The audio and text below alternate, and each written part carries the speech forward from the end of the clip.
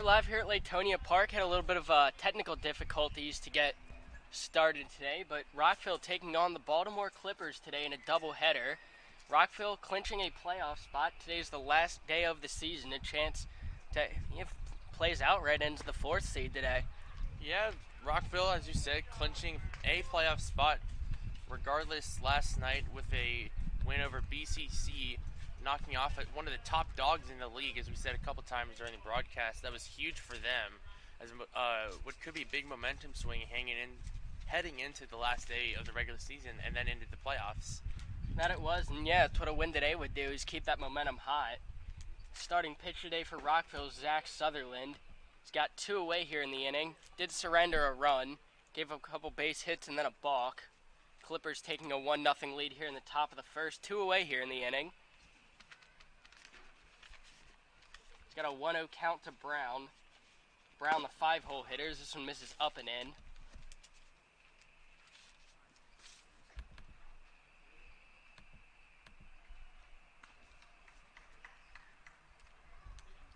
For Rockville today, a couple defensive switches as Ethan Zorbal getting the start behind the plate in Game 1. Before the game, asked Coach if he could catch Game 1, and looks like they decided in his favor. You also see Joey Galloway at short today, and Jesse Lacefield out in right field. Just swinging a fly ball out towards right center, a chance to get out of the inning. And Bowman gets there, put it away for the 3rd out. After a 1-0 game, Rockville looking to answer in the bottom half.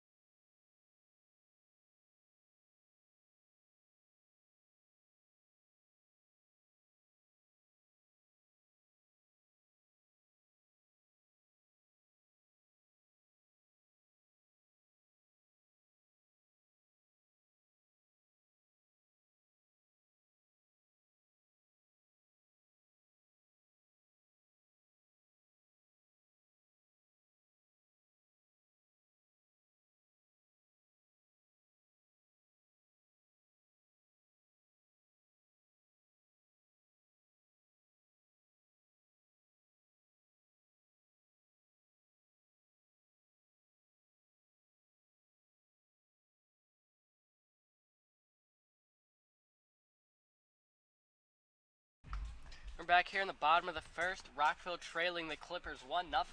Pat, if you think back to the only appearance versus the Clippers this year, down at Johns Hopkins, Rockville, tough game. They ended up getting walked off that day. Yeah, Lacefield had a questionable non-called strike 3. Everyone in the dugout, everyone behind I guess all 2 of us in the stands. That's right, yeah. There weren't they didn't fans allow allowed. anyone.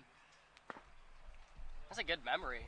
That was like 2nd game of the season. That was 2nd game of the season. Well, it was a very memorable non-called pitch. It would have gotten us the game, and unfortunately Lace had to pitch another pitch and ended up getting walked off. Appeal down. They say Saylor swung at that. Interesting there. Could have gone either way. Starting lineup for Rockville today in order is Saylor leading off, Hakopian batting 2nd, Orsini at the 3 spot, McMath hitting cleanup today, followed by Salisbury, Lacefield, and Furlong, and then Bowman, Zorbal, Galloway, 8, 9, and 10. A lineup we haven't seen yet. Yeah, again with this being Game 1 of a doubleheader in the last game of the season, looks like Rick Price is changing up things, spicing it up for the Clippers here. Saylor going towards left on one, left fielder going back. And over his head, Saylor will have extra bases, keeping that bat hot. He had a couple doubles yesterday and a couple doubles the day before as well. And another double here. It's been a doubles machine this week. Had 2 against Koa, as you said, 1 or 2 yesterday, and another one today. He came in today hitting 271, had the slugging at 375, as you see both those numbers going up as of late. Certainly keeping him at the leadoff spot, as that'll be Eddie Hakopian hitting second now. On the first pitch, grounding one towards third. Sailor holding it second, one away. You just see Eddie, he's one of those guys that likes to work deep into counts, make the pitcher throw everything towards him before he swings. But going after the first pitch there and grounding out.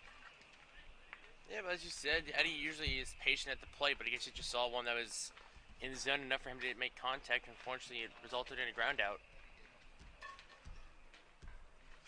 And now it'll be Stevie Orsini on the first pitch swinging as well. As there's a fly ball into left and it gets down. Sailor will hold it third. Rockville runners at the corners now as the hits go even at 2 apiece.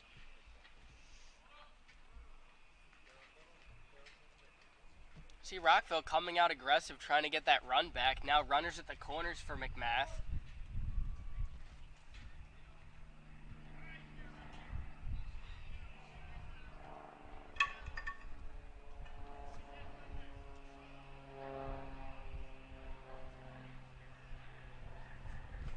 McMath, his first at-bat of the day. With 1 away, he's got runners at the corners for him. Big RBI spot for Rockville as he watches ball 1 miss high.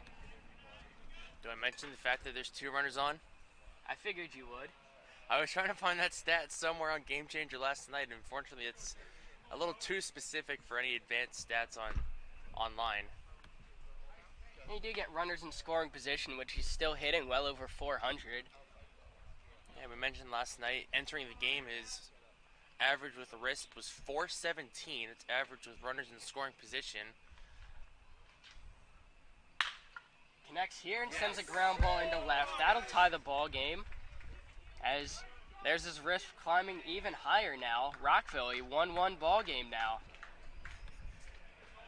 JT Money continues to hit well with 2 runners on. Doesn't matter where, first and second, second and third, runners on the corners. He hits, he rakes, and the game is tied at 1.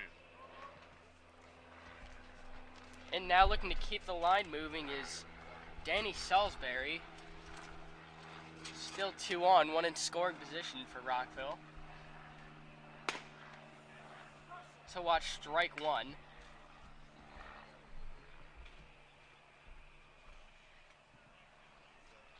Jack Belbot on the mound for the Clippers. He'll get the start. Right-hander out of Washington and Lee.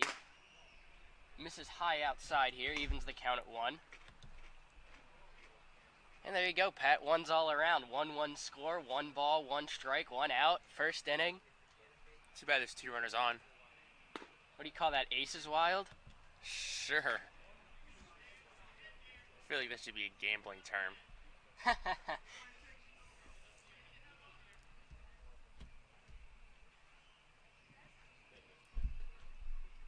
1-2 to Salisbury, gets a swing and a miss. That'll be the second out of the inning. We'll bring up Jesse Lacefield hitting in the 6th hole today, playing right field. Saw him come in and pitch the last few innings last night, securing the win for Rockville against Bethesda. Yeah, his first 5 outs were via the strikeout on very commanding and quick fastballs that blew away every batter. Yeah, I mean, from a pitching standpoint for Lacefield, that's been the case. That's the pitch he tends to go to more times than not is the fastball. 1-0 coming to him. Just misses outside, runs at 2-0. Good take there.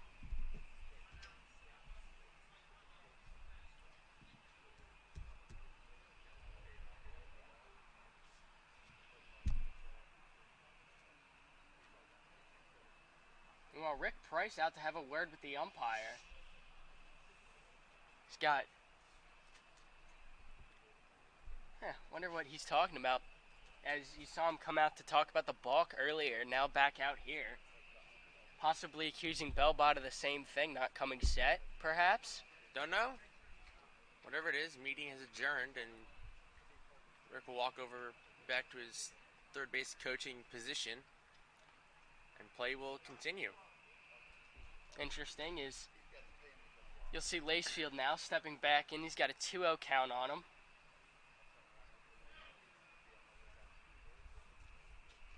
Orsini at second, McMath over at first. Lacefield fouling one back.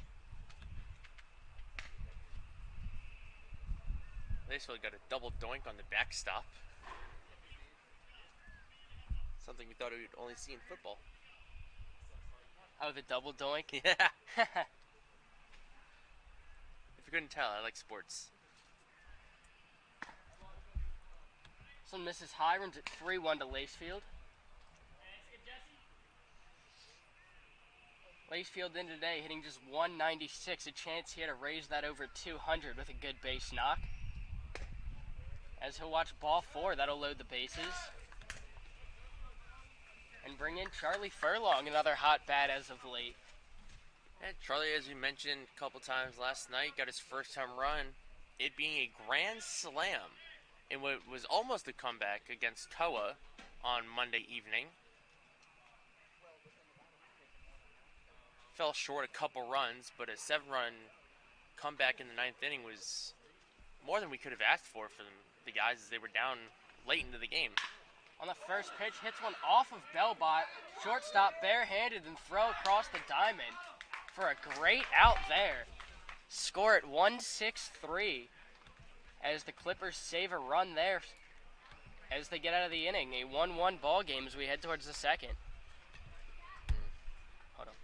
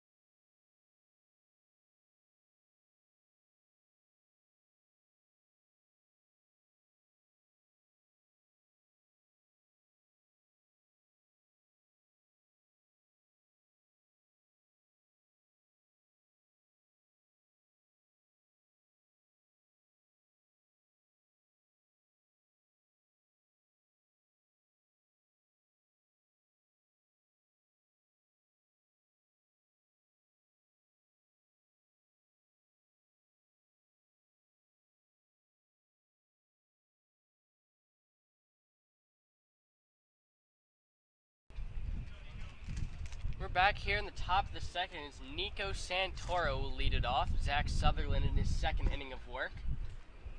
Misses outside here.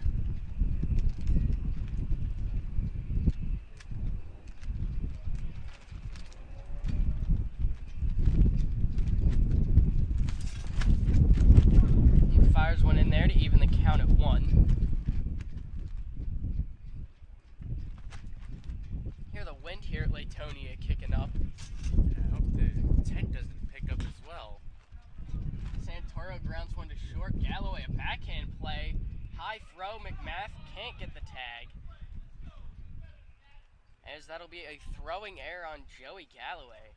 Rockville, unfortunately, the shortstop position has just been haunting them as of late. Well, shortstop position and maybe even the left side of the infield at that is unfortunately Charlie had an error at the third base position last night. Joey early in this game in the top of the second having a throwing error. I think he tried to rush the throw a little too much and it sailed a little high. Thankfully Johnny's tall at first base and was able to reach up and pluck that out of the air. Yeah, but they definitely would have wanted an out there. Now the leadoff man will reach on the throwing error. For Sutherland, he's got 4.2 innings pitched this season and a 1.9 ERA. Not a large sample size to work from. In large part, that game at Joe Cannon Stadium that he started not counting due to the rain suspension. Yeah, that was just something. That game 2 was weird. Game 2 that never happened. Apparently, yeah. Sutherland talked to him before the game, recovering off of an ACL tear, as he has a brace on the knee. See if that causes any mobility issues for him.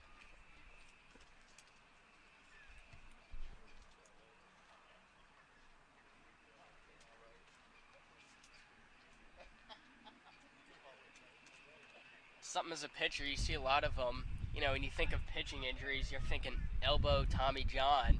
Not too often do you hear a pitcher with an ACL tear. No, it's, as you said, it is an interesting injury for a pitcher. Meanwhile, there goes Santero for second. Throw from Zorbal, nails him. And a late call, but they call him out regardless. As that's not the usual 2-6 put out you're used to seeing, but Zorbal to Galloway as they nail Santero at second. I think it might be the first time we've ever seen that 2-6 put out this year. Usually it's... I've seen Hef throw a couple guys out. Well, I was getting ready to say, I meant like with the players involved. Oh, gotcha. I mean, yeah, just Zorbal's third game behind the plate. That is the first base runner he's thrown out.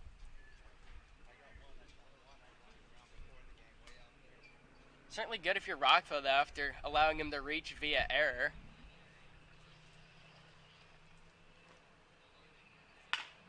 One ground ball to Galloway as he's getting busy. Skips right over his head as that took a hop.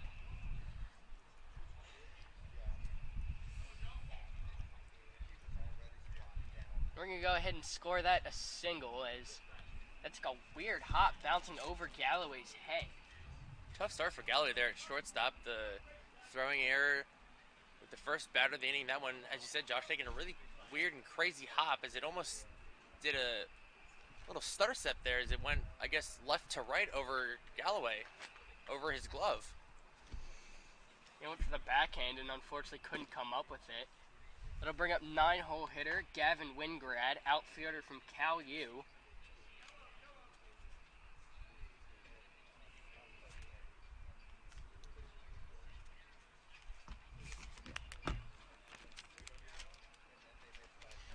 Sutherland will step off and look Raddick back to first.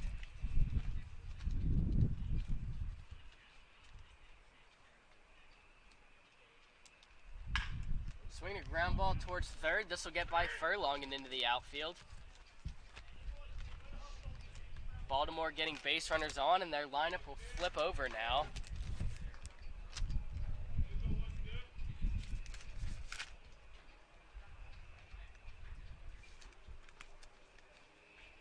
The Clippers only hitting 9 today. Cody Kurek back due up now.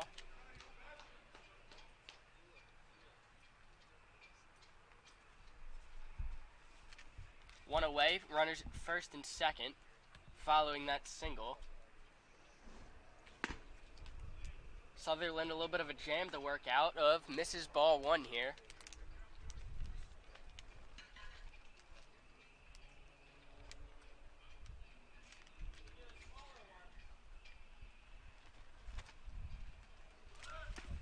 Here goes Raddick for third, throw down. Does Zorbal have another one? He does. The Clippers, for the second time, electing to run on Ethan Zorbal and quickly learning not to do so. Yeah. Zorbal so far in this inning alone, 2 putouts from that catcher position.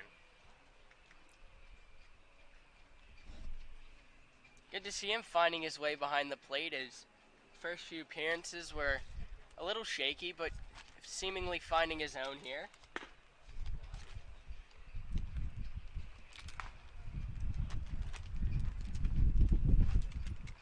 That last pitch, a swing and a miss from Kurek. A 2-1 count now.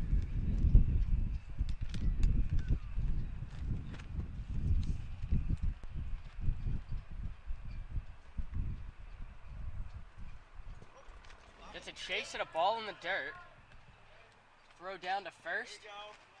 They got him. As that'll be the inning. A 1-1 ball game as Rockville worked out of a jam, stranded a few. They'll try to take the lead in the bottom half.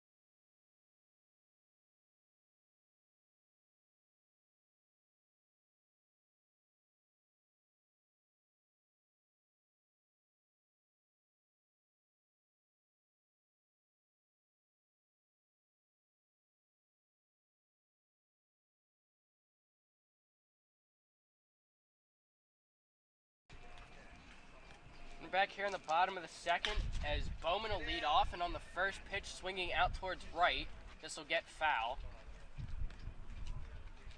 Nearly got one down, probably would have had extra bases had it did, but they'll have to do it over.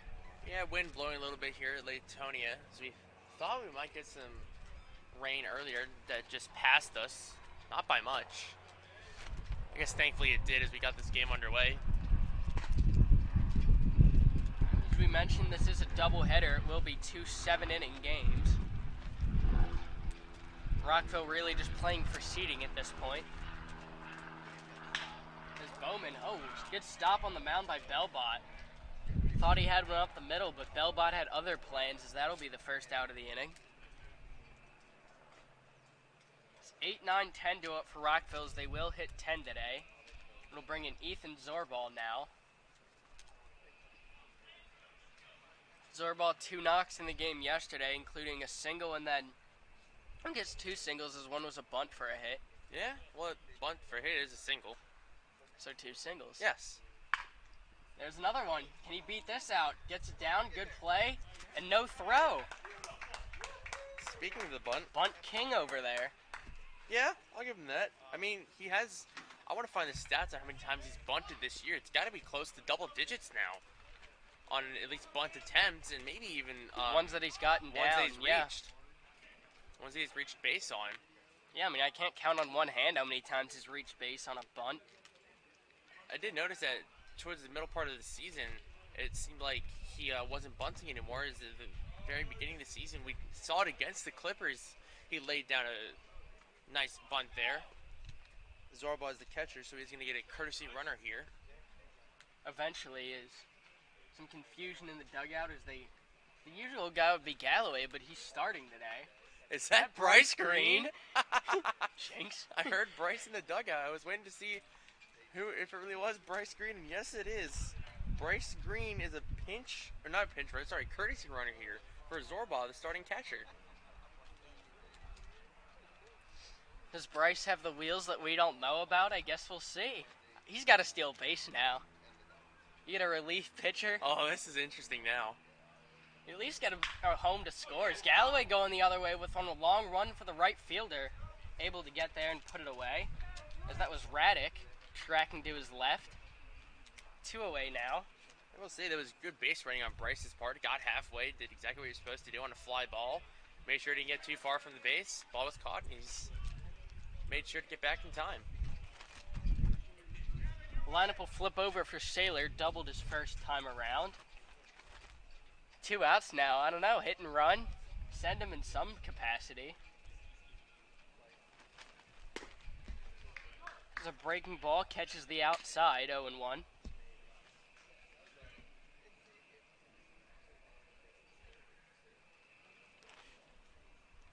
Green getting his lead at first. Swinging a foul ball back, runs at 0-2.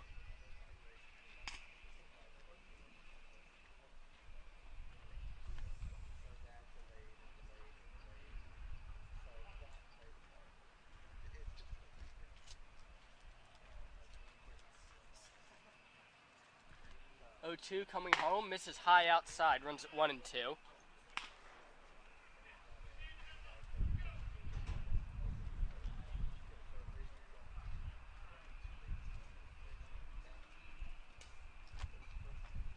Green once again getting a few steps off of first.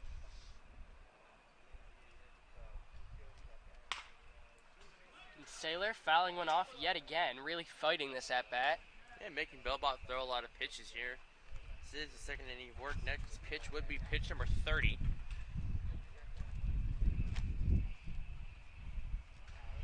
I'm sure both teams, they both have playoff spots locked up, looking to make quick work of this game. Well, yes, they both have spots locked up, but Rockville trying to fight for higher spots in the playoffs. Meanwhile, Saylor will have extra bases again as this will split the defense. He'll have a close play at second, but his second double of the game. He's got to be north of what, 6 this week? Oh my gosh, talk about a hot bat out of the top of the order.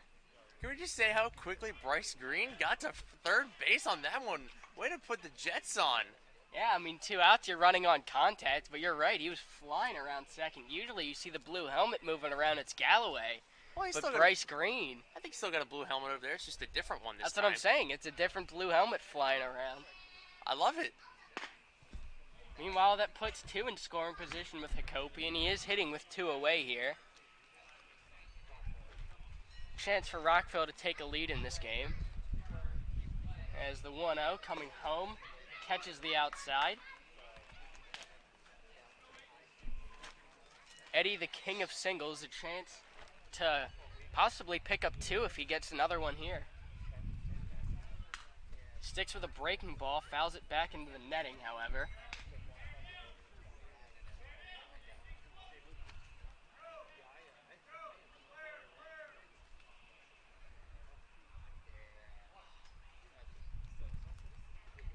Bellbot, a big 1-2 coming home. Up the middle, diving stop at second and through into the outfield as this will score 2, making it a 3-1 ball game. Eddie Hakopian coming through with a big single there. As you said, the king of singles does it again. Coming through with single number somewhere in the 20s at this point. I think that's 22. Yeah, I know it's somewhere in the 20s, low 20s. Correctly.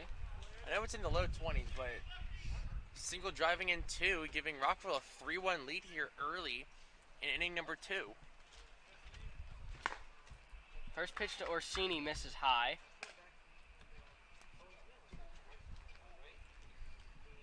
I'm going to mention again that this is a doubleheader, so inning number 2, taking a 3-1 lead is really huge for Rockville here. That it is. It was single number 23 on the year for Hakopian, by the way. Oh my goodness. 27th hit, 23 of them being singles. Talk about consistency. Hey, he's got 23 singles and 4 doubles. That last single, though, driving in 2 runs. One of the most productive singles I think he's had all season.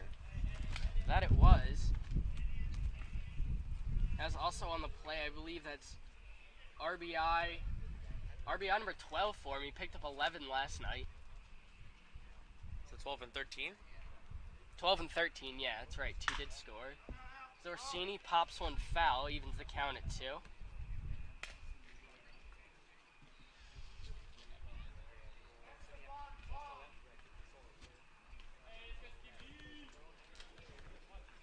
Rockville leading the hit game 6-3. It's just the second inning. 6 hits in 2 innings.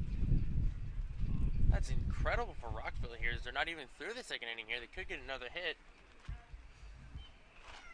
Yeah, Orsini already 1 for 1 on the day. There goes Hakopian for second. He'll be in standing. Could have been. Slid for good measure. Gotta make sure you have that sliding technique down. Even without a throw, this was a no contest throw. No contest steal of second base. Hakopian leading the team in stolen bases. That's 8 now. And a strikeout will end the inning, but not before. Rockville picking up 2 more on an Eddie Hakopian single. 3-1 when we come back.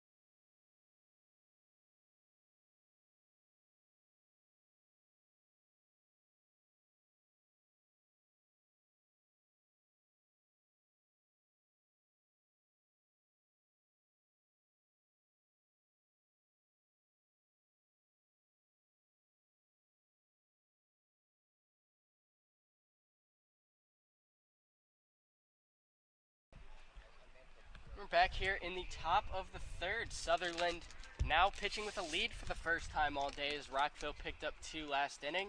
It'll be 2-3-4 due up for the Clippers as Genth watches strike 1. We're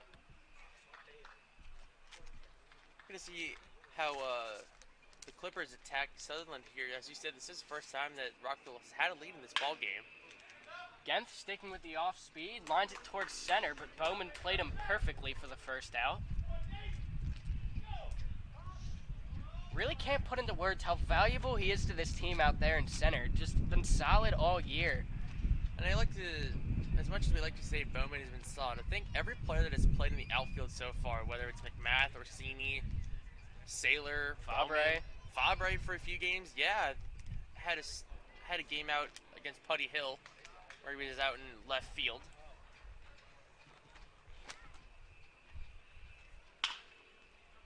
The line drive to shortstop speared by Galloway. Quickly 2 away here in the inning. Sutherland drawing contact, getting a lot of lineouts, flyouts, off-time swings. Really looking good here as he settles in. Man, really working through the 2-3-4 here for the Clippers. That's crucial to get through the meat of the order here, especially on limited pitches.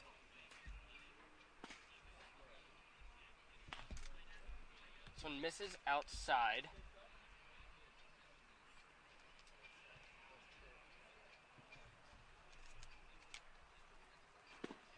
And a breaking ball in there. Good spot, steals a strike as that'll even things at 1. Gassed Woodward at the plate, cleanup hitter. Opposing catcher as well. As saws him off as a line drive to short will end the inning. Rockville making quick work of them there as they head to the bottom half, looking to extend on a 3-1 lead when we come back.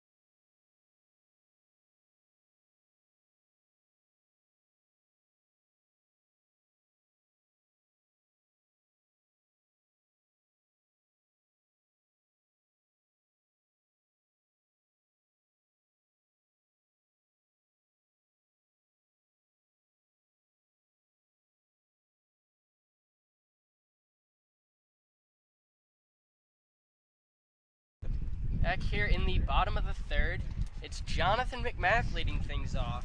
So we'll see what he can do out of the leadoff spot. Came through with an RBI knock to start off the day. How many times have we said that this season? Not enough. I'd like to say it more. This time, interesting enough, he's coming up with no one on. We haven't said that too many times. No one on base for JT Money. Yeah, McMath just picking up RBI number 23 on the season. Had an interesting split. Came into today with 22 RBIs, but 22 runs scored as well. Really goes to show that when he's hitting the ball, it's contagious. The guys behind him do their part and get him around as well. Yeah, well, again, that is also helped backed by his 4 home runs.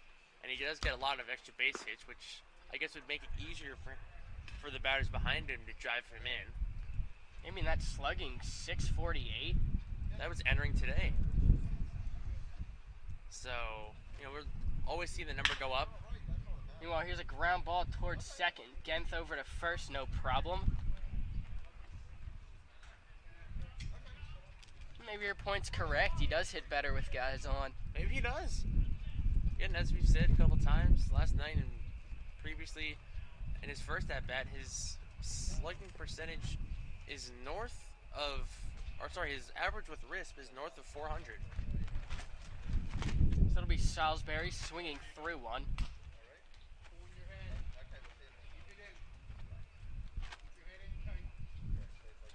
Salisbury into today hitting 273. Struck out his first time through. Watches one miss high.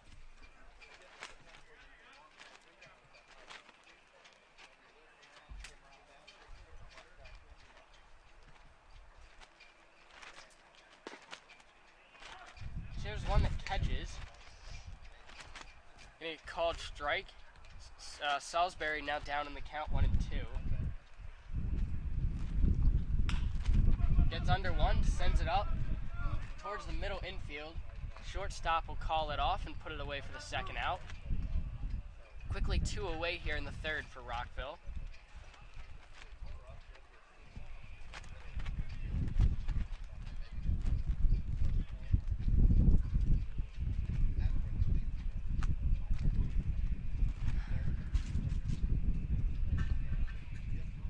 Jesse Lacefield in now, 2 away in the inning. As swinging after the first pitch.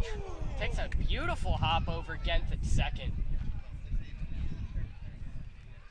I guess we gave a hit on the ball over Galloway. Might as well do it right here. Is Jesse Lacefield a 2-out single. Oh, it was much more of a clean hit, I will say. That was... You see Genth giving a little point over his head saying, I'm a little vertically challenged here on that hop. That's exactly the word I would use. Vertically challenged, as that ball chopped and hopped right over his head. Yeah, if you would have flipped it around, you'd have had the much taller Eddie Hakopian out there at second. But not to be had here as that ball got over Genth. We're not complaining. We've got a runner on first with 2 outs. So be it.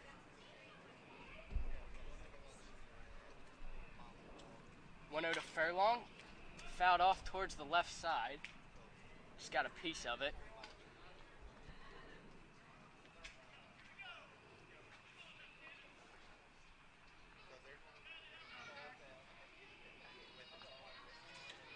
You see James Walsh making his way into the dugout, a late arrival. It'd be interesting to see how Rockville works him in, as he still has 2 games yet to play to be considered playoff eligible, meaning he'd have to appear in both games. Is he on the sub sheet for this lineup for today? He is, yes. All right, then there we go. He'll likely make an appearance. Made one yesterday as a courtesy runner. Yeah. That answered our question as to how that decision was made. Because at first we were confused as to why a catcher is a courtesy runner for a catcher. Yeah, I thought maybe he was going in there trying to get him a few innings of work. Which again would have made sense, but also the way Heffley's been playing, I don't want to take him out. We want to just get that one appearance. Right, but getting a courtesy runner is dependent on the catcher reaching base. Today, Ethan Zorball, he is 1 for 1, so you never know. Furlong fouling off at 2-2, but yeah, they really got to figure out a way to get Walsh in this game, even if it's just catching an inning, too, at the end. I was going to say that. You could have him put on the gear, stretch a little bit, and just catch one inning at the very end of the game. It'd be really fortunate if they counted, the guy who comes up and warms up the pitcher. Maybe. Fortunately, that doesn't count as an appearance. Maybe stretch the rules a little bit. I don't know.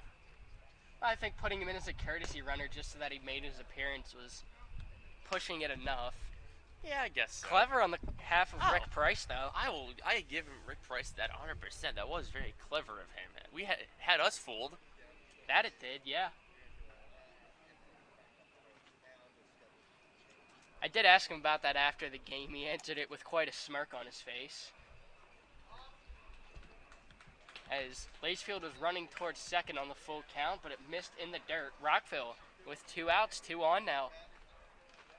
Got Nate Bowman stepping up here. He was robbed of a hit last time through as a comebacker to the mound got speared.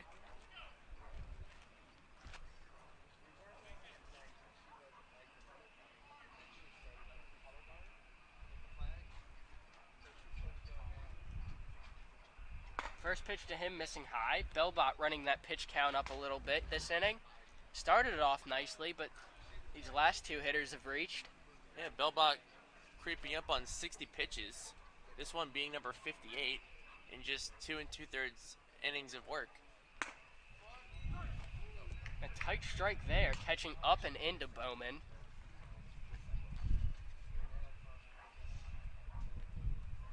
Good take there regardless, as you can't really do anything with that pitch to begin with. Gets a hold of one here, though. Sends it out towards left. And in left center, the center fielder will call it off for the 3rd out. After 3, a 3-1 ball game, Rockville on top.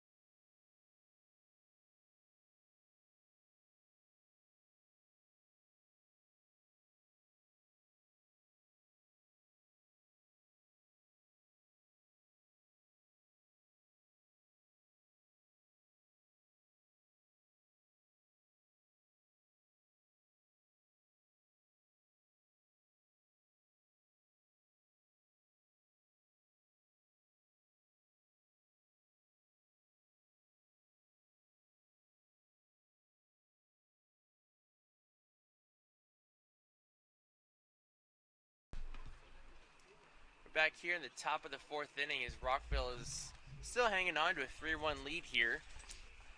We've got Brown stepping in for his 2nd at-bat of the day in the 5-hole.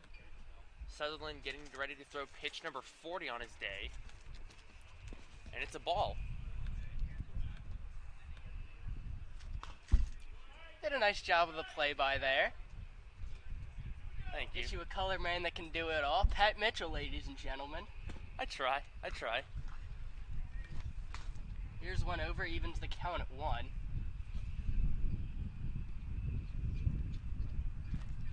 To quote Major League, if he isn't the best color man in baseball for nothing.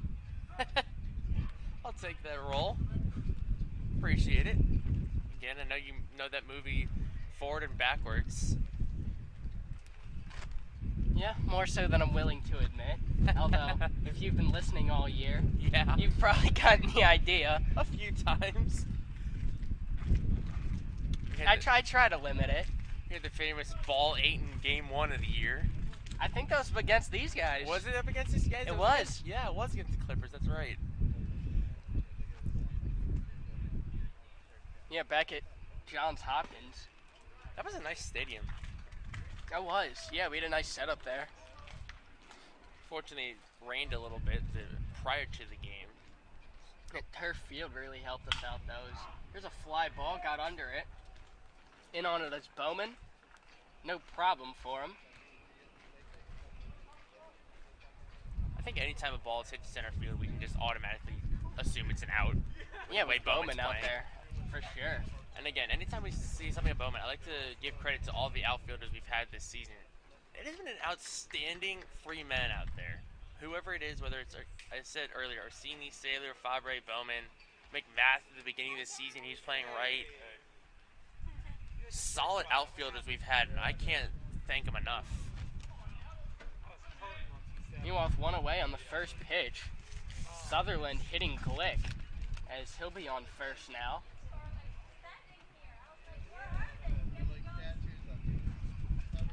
It's Bowman coming to today, and 55 balls hit to him prior, a .961 fielding percentage. That's actually pretty impressive. You say 961? Yeah, it's over 96% of the time getting a putout. By 0.1%. Well, he's got a few today, so Yeah. can safely assume he's over that mark now. Yeah, it's great from any fielder anywhere.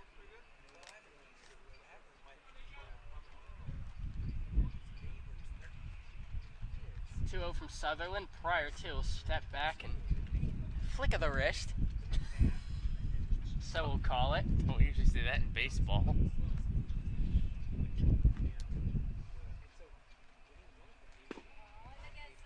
Fires one in. Good off speed there.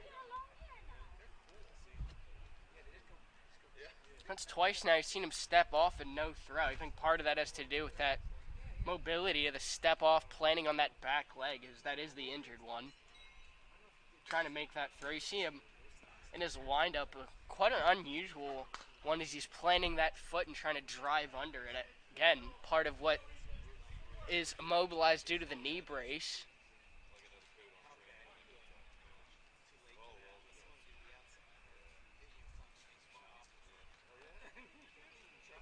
When we talk about the injury, I'm interested as to how it happened, whether it was baseball related or something outside of the game.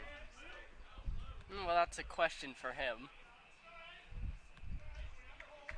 As this one gets through into the outfield, they'll give runners at first and second now. Baltimore picking up their fourth hit of the ball game.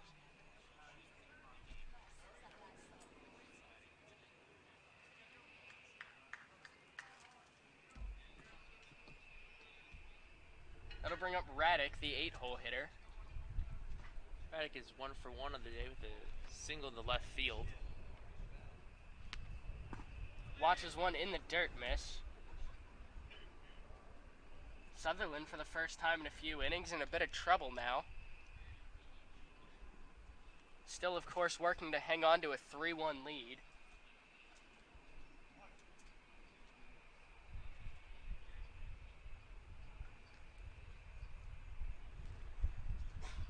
Jack back on second. Sutherland coming home. Gets a swing and a miss, evens the count at 1.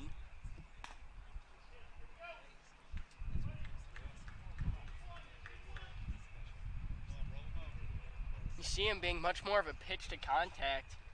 I really call into question if that's part of the rehab, is you lose a little bit of the velocity if that changes your pitching approach. There's a ground ball. McMath will take it himself. Both runners will advance, however, as his momentum took him towards the bag. Stepped on first, got it out number 2, as that'll bring in Wingrad now, the 10-hole hitter. I think that was the only play that McMath had there at first base. That ball was hit with not too much speed on it. Yeah, just right over the bag. Well, yeah, right over the bag. As you said, took the momentum of McMath right to the base and just get that sure out to get the second out of the inning. Here's one that misses high to Wingrad, runs at 1-0. Wingard. Apologies, I think I've been saying it wrong since June 7th. Was that game really on June 7th? In front of you! As Zorball can't find this one, the runner will break for the plate and he'll score. That ball barely got away from him, but had trouble finding it. Laytonia, you're used to seeing on a run, scored that ball all the way to the backstop. This time, just inches from him at the plate, he just couldn't find it. Good read at third base.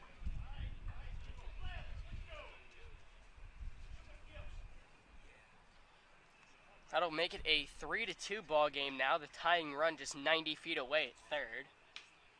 I know it's a little early to talk about the tying run, but in a 7-inning game, as that ties the ball game, here's one for extra bases. Bowman, a diving attempt, couldn't get it. He'll get around third, as out of the 10-hole spot, Wingard, a triple, ties the ball game.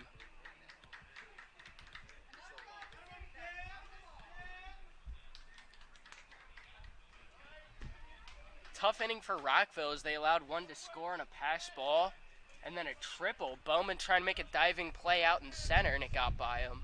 Yeah, you've said time and time again how solid he is in the outfield, but again, it just shows he's human and that he can, unfortunately, not make every play. Heck of an effort, though. Yeah, it was. He did have a headlong dive, just missed it by so little bit. I like to see the aggression, though.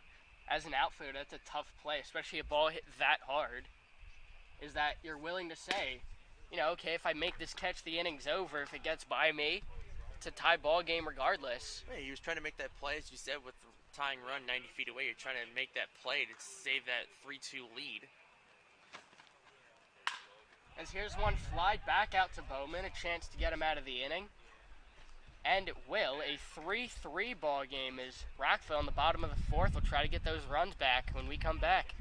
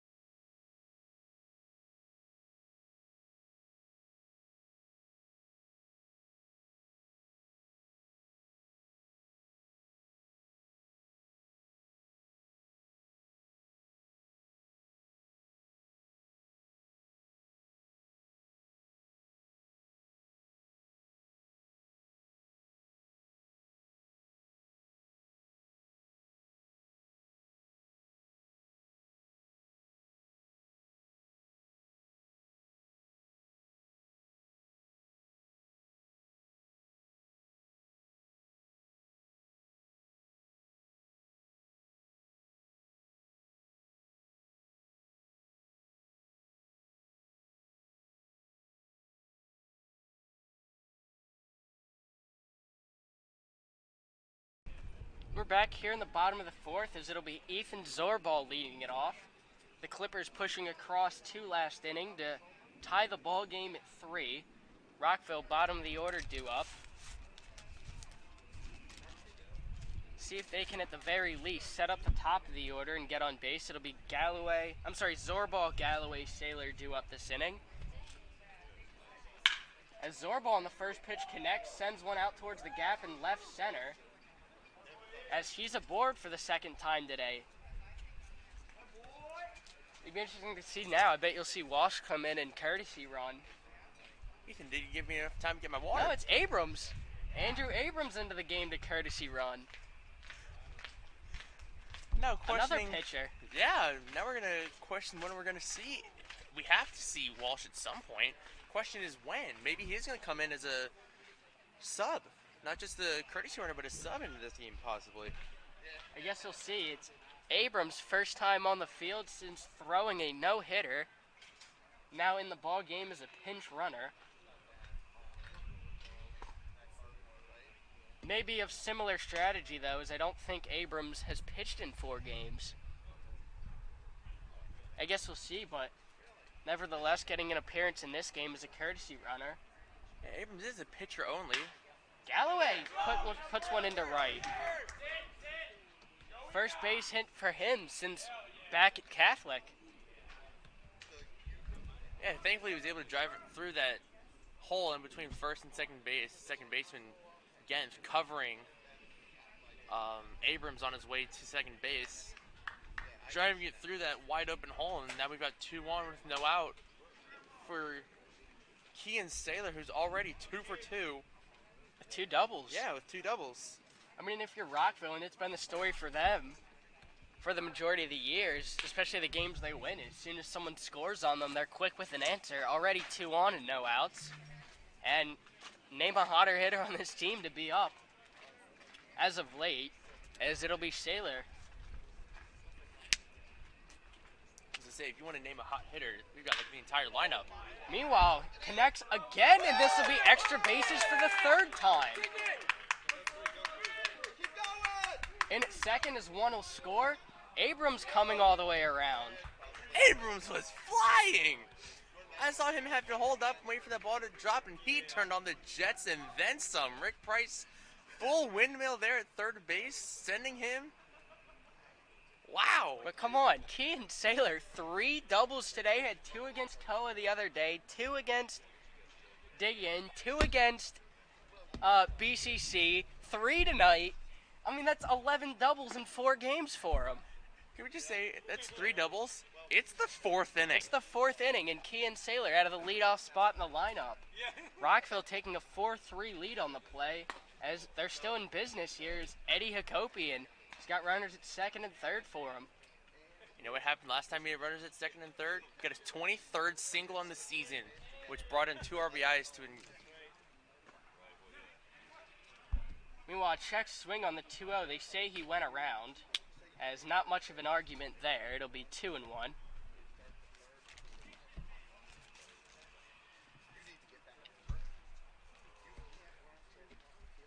2-1 to Hakopian. Ground ball up towards the middle. Galloway will hold at third, and they'll throw him out at first for the first out. Good play there by Galloway as the momentum was taking Santoro towards the plate. That's exactly what you want to do in a ground ball in the infield is check the lead runner at third, make sure he's not moving anywhere, and then get the out at first. Textbook play right there. This will be Steven Orsini due up. Watches a breaking ball drop in.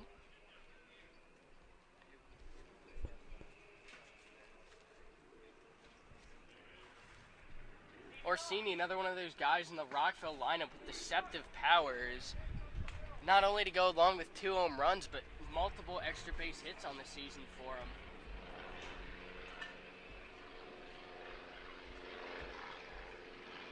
He's got 7 doubles and 2 triples as well. So 11 extra base hits in total. He has as many doubles as Saylor has this week. That's crazy. In between games, we will get you the numbers on the extra base hits for Saylor this week. For sure. 8. This week? I'm sorry, 7 this week, 8 on the season. My goodness. That speaks to how hot he's been this week. Meanwhile, strikeout by Orsini. 2 outs now. It's Jonathan McMath back in the box. Already an RBI for him in this one. As he's got 1, possibly 2 more. The ground ball up the middle. Saylor will round and head home. And he'll be in standing as it's a 6-3 lead now.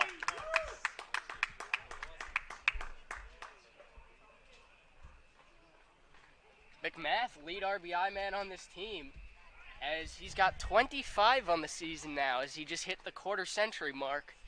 I was getting ready to say that Saylor now has 11 doubles this week, as those stats only went up to last night's games. But I guess it got cut off by a 2 RBI single from McMath.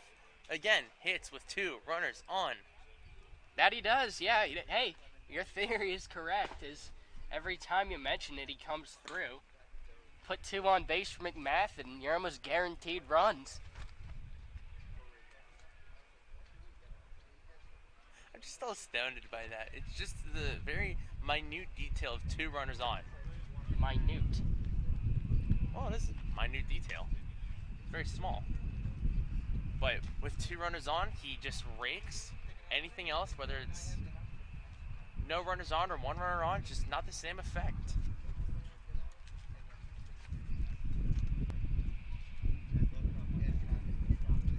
You good there, Josh? Yes. Okay. I'm totally not looking up minute. No, you gotta use simple words for me, man. I try to use big words. Yes, minute is small but big at the same time. Is it spelled like minute? Maybe? I don't know. Talk about a minute detail. Minute detail of how to spell minute. Yeah. You type it in and it just comes up minute. In the dictionary, there are multiple spellings for that word, maybe? More on that to come. Something else we're going to have to do in between games. As Salisbury looks at strike 3, Rockville pushing across 3 in the inning, making it a 6-3 ball game as we head towards the 5th.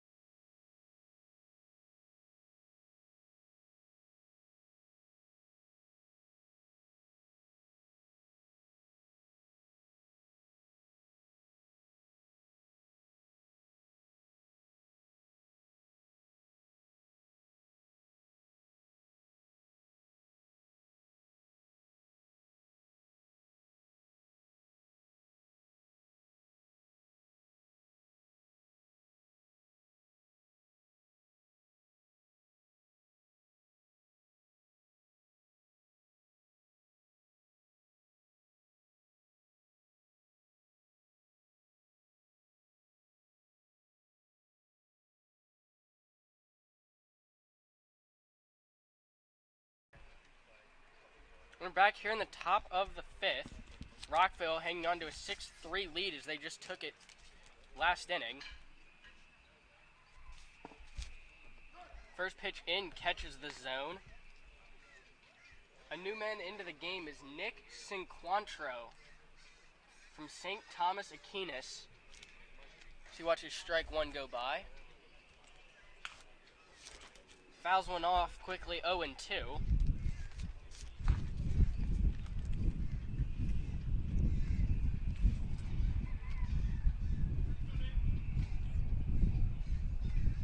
From Sutherland on its way. And Cinquantro fouling another one off, keeps it 0-2.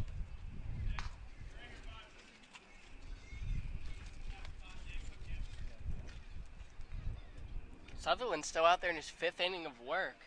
He's got the lead now for the 2nd time this game, as Rockville took it back last inning. Was it the biggest lead of the day of 3 runs? So yet another foul off as it keeps it 0-2. But yeah, Sutherland, one of those guys that ignites this team, whether he's on the bump or in the dugout. Just a guy that really rallies the guys behind him, one of the more energetic personalities in the dugout. I think we can say that for a lot of the guys on the Rockville roster is energetic people. And It's a fly ball out towards Orsini and left. No problem for the first out. Sutherland giving Cinquantro the welcome to the ball game there. yeah, way to sit down your first at bat of the game. A fly out to left field. A pinch hit for Genth. Genth, if you remember back to the second game of the season, had the walk-off double. Was quiet today, and obviously taken out here in the fifth, as it'll be Leach now, the designated hitter, third hole. First pitch to him causes him to duck out of the way. Sutherland running at 1-0. Still don't think that walk-off should have happened. As Lacefield definitely should have had strike 3 the previous batter. Pitch 65 from Sutherland on the way. And not a bad spot there. Doesn't get the call, however.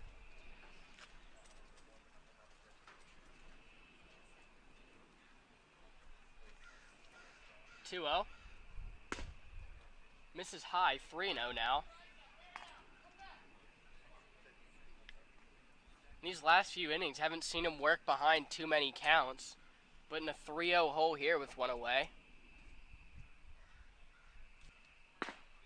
Steals a strike back on the upper part of the zone.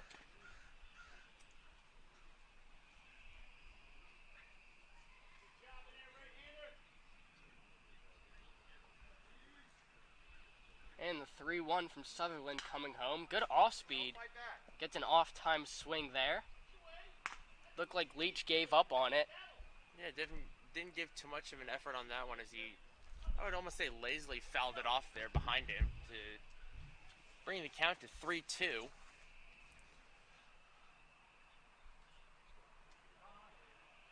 As Leach will call time from the lengthy windup from Sutherland, as he was really taking his time out there.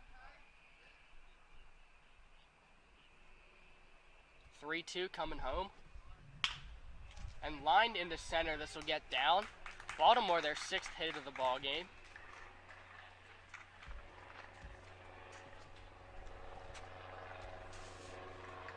That'll bring up Gast Woodward, the opposing catcher, hitting out of the cleanup spot.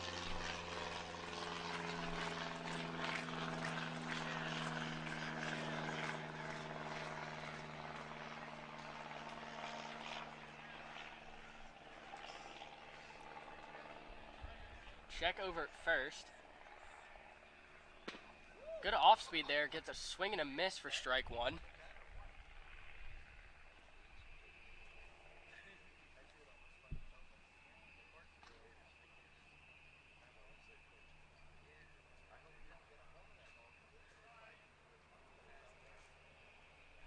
Sutherland working ahead of Woodward.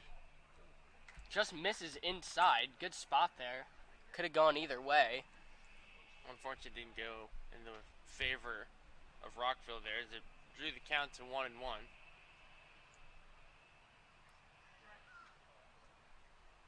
Leach, the runner at first. 1-1 coming home, is fouled back into the netting.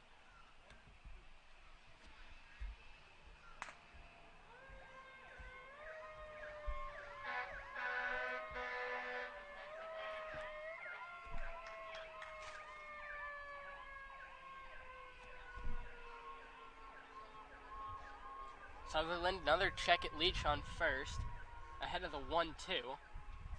Comes home with it, misses high. Ball gets away from Zorball, as Leach will move up to second now. Pitch seemed to slip out of his hand a little bit, as can't imagine that was the spot he was aiming for. Oh no, I don't think you're aiming for anyone's head there on purpose.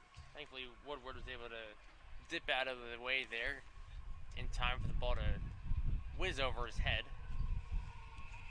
I think both batter and pitcher here have to regroup after that crazy pitch. I mean, you never know. It does nonetheless open up a door for Sutherland to work away now, as he's got the hitter focused in. As this one will miss outside and run it full. Try to go away with it, just missed.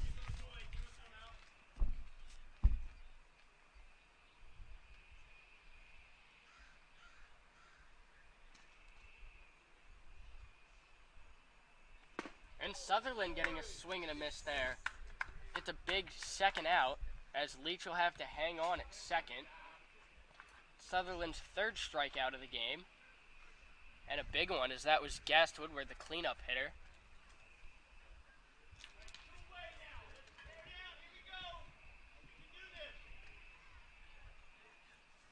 We'll bring up Nick Brown, an infielder from Towson.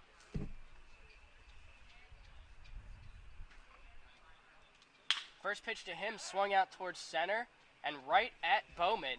Put away, no problem for the third out. Rockville hanging on to a 6-3 lead as we head towards their half of the fifth.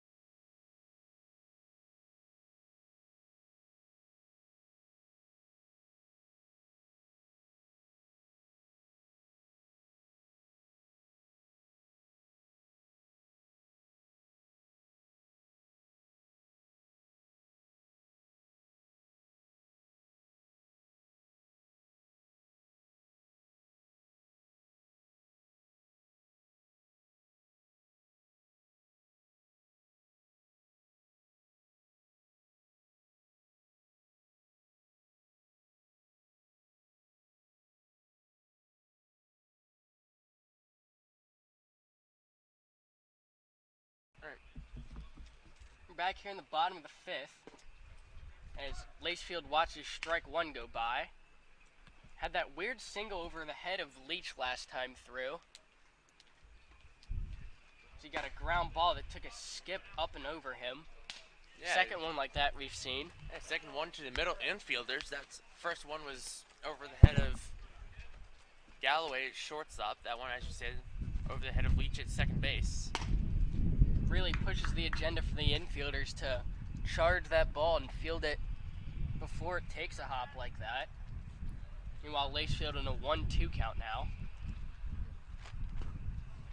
Watches a breaking ball miss down and in. Speaking of pushing the agenda, we're trying to keep tabs on the Putty Hill game, their game 2 of doubleheader today.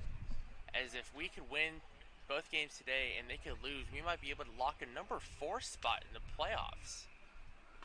Don't quote me on that, but we're looking to see if we can get more than a 6 seed here and maybe have something to really fight for here over this next week or however long we last in the playoffs. I mean, yeah, it's like any other season. It comes down to the last day. Is the MCBL no different? This one missing inside, running a full count to Lacefield. Belbot, his 5th inning of work. Wasn't sure if we'd see him this inning, but here he is. Here's another ground ball towards second, fielded, and Lacefield will get thrown out at first. That'll make room for Charlie Furlong now as he'll hit with one away.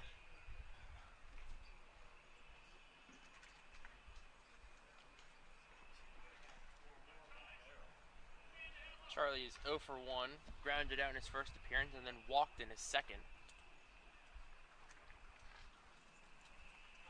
See if he can reach base here again, either on a walk or a base hit.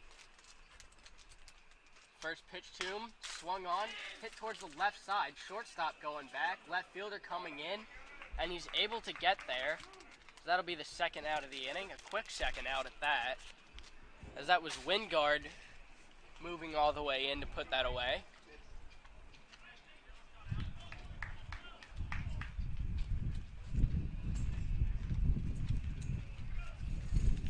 That'll bring up Nate Bowman out of the 8 spot. Nate today is 0 for 2. Looking to turn around his fortunes and join many of his Express teammates in the hit column.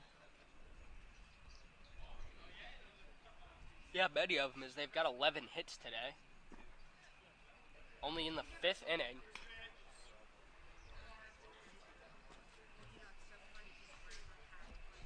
Don't call them Knockville for nothing. Yeah.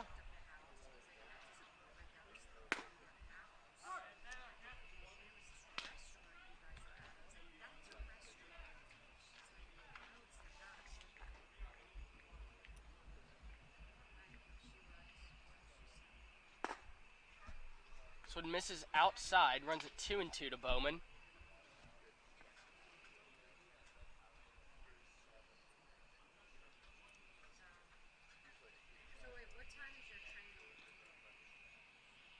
Two from Belbot, fouled back into the screen.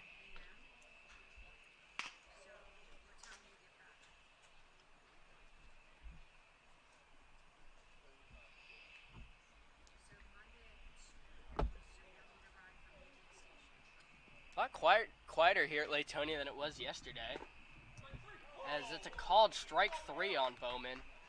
Catches somewhere on the outside corner. Nevertheless, that'll be the end of the 5th as we head towards the 6th. Rockville leading 6-3.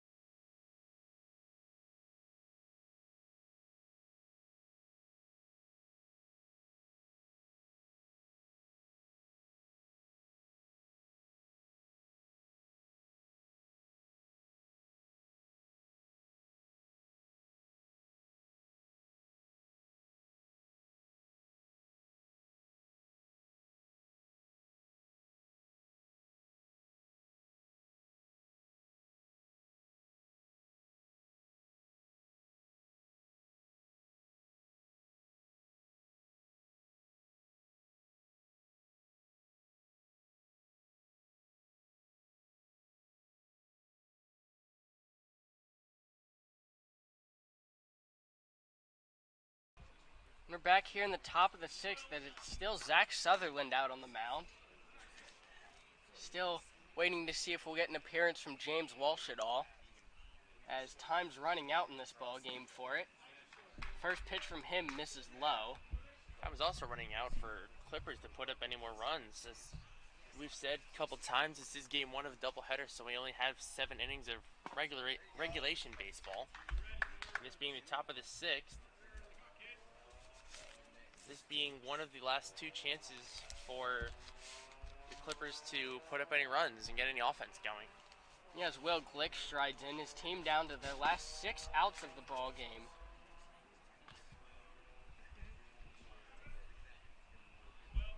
In terms of pace of play, just in approaching the hour-and-a-half mark. Swinging strike there. They threw the ball down, meanwhile it was only a 2-2 count. Zorbal trying to go around the horn on a 2-2. Always make sure your infield's paying attention, as well as the catcher. Well, he wasn't. His Furlong wasn't paying attention. The ball got by him. Thankfully, no one's on base for that one. And strike 3. Now you can throw it to him. See, now you can throw around the horn. Make sure your infield's going. Everyone's alert. Strikeout number 4 on the day for Sutherland. I guess Ethan was just getting a little ahead of himself there. Maybe he sensed the strike 3 coming at some point. He was just a little early on the throw down to third. Sutherland calling one off. Zorbal at the last second saying, no, it's all me. As Sutherland was saying, mine. Zorbal says nope and stares him down as they share a laugh after the second out. Definitely think that Sutherland had a beat on that one, but Zorbal being the louder of the two and calling Sutherland off to the very last second. Sinnet, is that a in between second and minute? Yes. Or minute, rather. Yeah. Thanks, Siri. Didn't help us out on that one as we were trying to figure out the definition in between innings.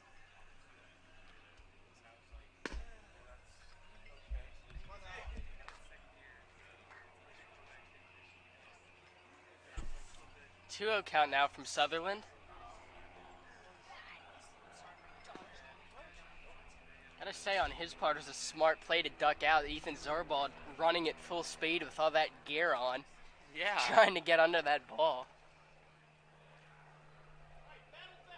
I'm Sutherland, even though he's the bigger guy, I still don't want to take my chances there. No, I wouldn't want to do that either. Maybe why Zorbal decided to cut him off at the last second. Meanwhile, with 2 outs here, a 4-pitch walk will keep the inning alive. Baltimore down to 4 outs now in the game. But if you're Rockville, you want to limit any base running chance they have, and a 4-pitch walk, especially with 2 outs, is not what you're looking for.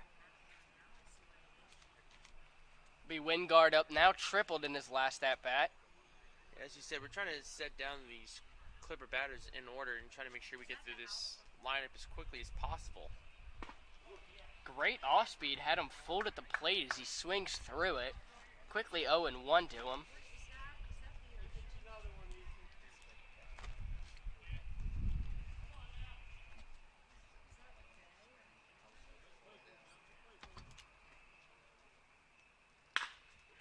Wingard, a hard line drive towards Furlong at third, speared there, and that'll end the inning. A 6-3 ball game as we head towards the bottom of the 6th.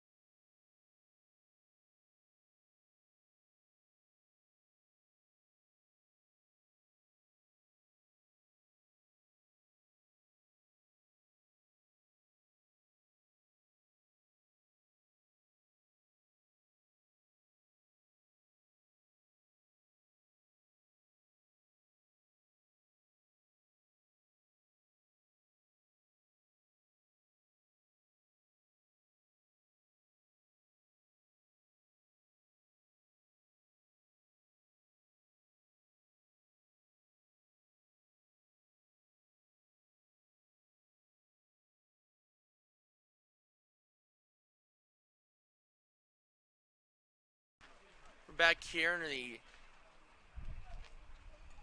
bottom of the 6th inning here, we've got new pitcher Jackson in for the Clippers. Closes the day on starting pitcher for them.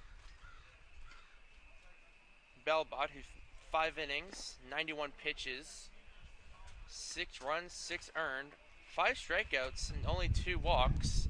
But unfortunately, those 6 runs were really what did it to him, and why he was able to only last 5 innings in this game. Let's see how the express answer to relief pitching here is all season that has been one thing that they've capitalized on is relief pitching. I know they did it against the Clippers in their first appearance way back in the beginning of June, as they were able to climb their way back into the ball game. Unfortunately, being walked off, but still a heck of an effort on their part.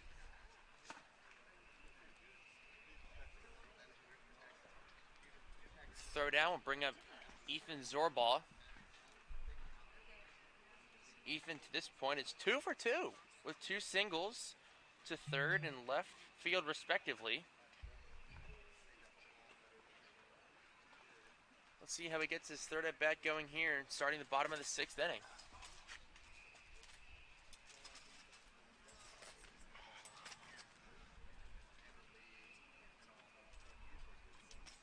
Zorbaugh looking to get on base for the third time now, a new pitcher in the ball game. Misses outside on his first delivery. A Yodely Jackson on the bump.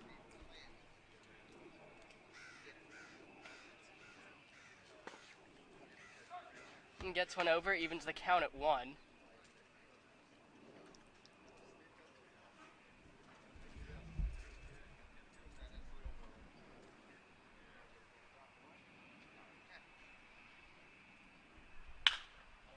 Zorbaugh swinging the ball well, puts one out towards the right side. First base will call it off and put this one away for the first out. And there's Walsh. Figured we'd see him at some point, as he will get an at-bat now. Only having 1 on the season, went down on strikes.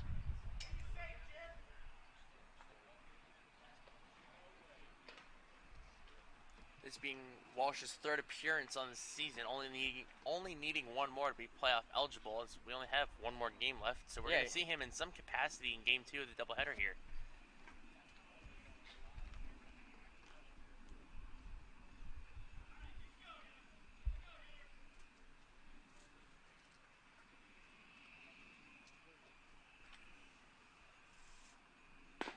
First pitch to him is right down the middle. Strike 1.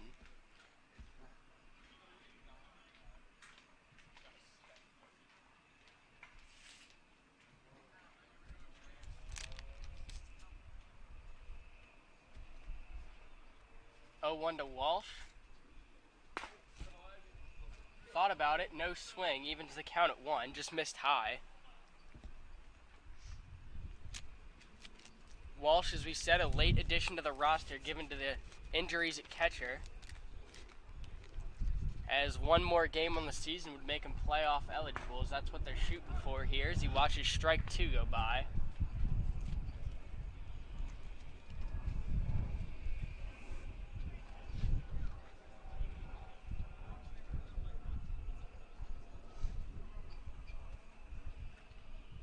One, 2 coming home. And a swing and a miss, that'll be the 2nd out of the inning. And it'll flip the lineup over for Kean Saylor, who's 3 for 3 with 3 doubles. How about that for a day? Hey, have yourself a day, have yourself a week. Yeah, that's right. Saylor. As we've said, Kean Saylor 7 doubles on the week now. And it's hard to beat that. See what he does here with 2 outs and no one on.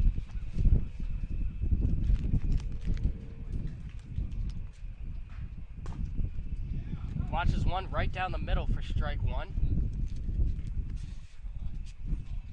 Saylor, one of those guys at the top of the lineup, not afraid to watch a strike go by, calibrate it, and try to work from there.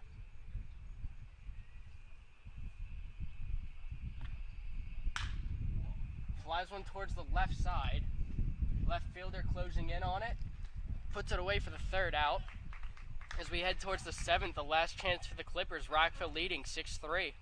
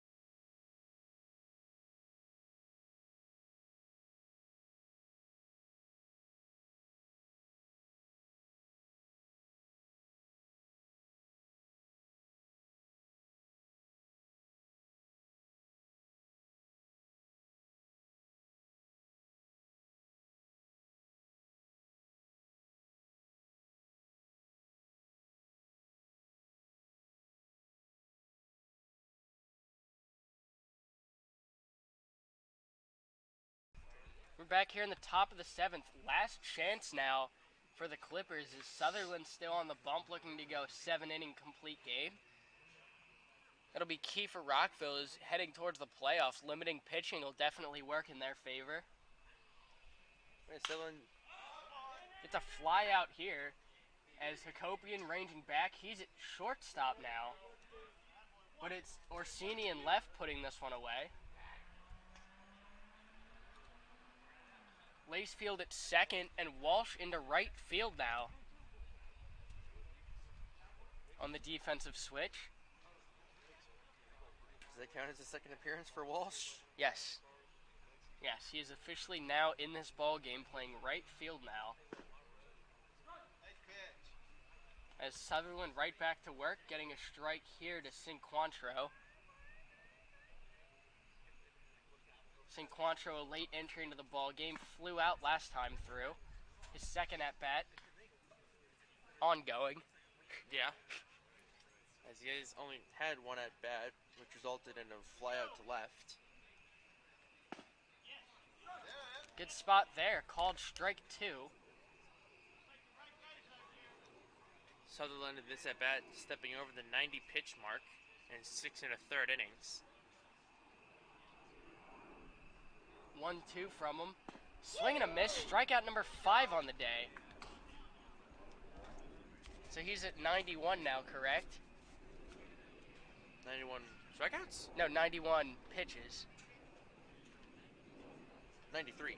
93 pitches. Interesting because on the no-hitter, Abrams got through 7 on 95 pitches. So, see if Sutherland can beat that as the Clippers are down to their last out of the ball game now. Sutherland getting ahead with a strike there.